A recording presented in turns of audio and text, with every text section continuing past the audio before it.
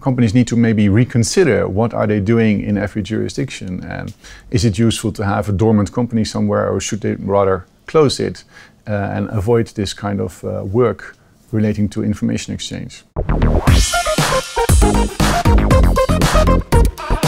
So Thierry, starting off, can you talk us through the current work by the OECD, which is tackling aggressive tax planning from multinational companies? I think one of the key points in the work of the OECD to fight against aggressive tax planning by companies is transparency. So they are imposing transparency on the OECD member states. And two key initiatives are, one is a country-by-country reporting, obliging multinational companies to report about earnings in the jurisdictions where they work and how much earnings they have there, how much people they have there, and how much tax they pay there. That's the one key point. The other one is exchange of information about tax rulings. So if a company has a special tax agreement with a tax authority, that ruling will now be exchanged with other implicated countries so that countries can take action if they want. And on top of this, the EU is adding an initiative for transparency, and it's a UBO register, which means that company ownership, closely held companies, will have to be disclosed in public registers or semi-public registers. Fantastic. So now let's talk about the process here in Switzerland. So how will this process be implemented in Switzerland, and when can we expect it to take place? So legislation is currently being discussed in Parliament and is expected to enter into force on January 1, 2018. So this is coming to us and will be effective 2018.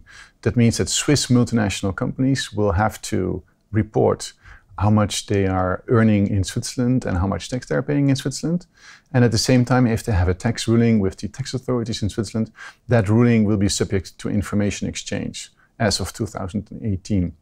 On the UBO register side, we do have UBO registers in Switzerland, but they are internal registers with the company, available for the tax authorities or judicial authorities upon request, but not public. So in that sense, we have transparency to fight tax avoidance, but we don't have exaggerated transparency, and so we are preserving privacy for the owners of the businesses. So we've mentioned transparency and privacy for the businesses there. So regarding Swiss companies and companies that are based in Switzerland, what does this mean for their information? So they need to prepare already now about what are they going to report as of 2018, and the companies are asking their advisors how to do this. And as of 2018, that information will then be shared with other countries where other group entities are present.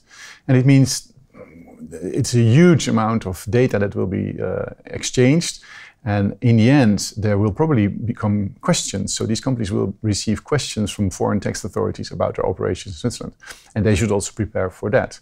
Similarly, if you have a tax ruling, you must be prepared to answer questions that foreign tax authorities will and may ask about your dealings with the Swiss tax authorities.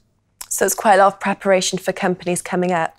Yes, a lot of preparation work, and also, companies need to maybe reconsider what are they doing in every jurisdiction, and is it useful to have a dormant company somewhere, or should they rather close it and avoid this kind of work relating to information exchange. Perfect. Well, thank you so much for coming in today and sharing your insights with us. Thank you, Jessica.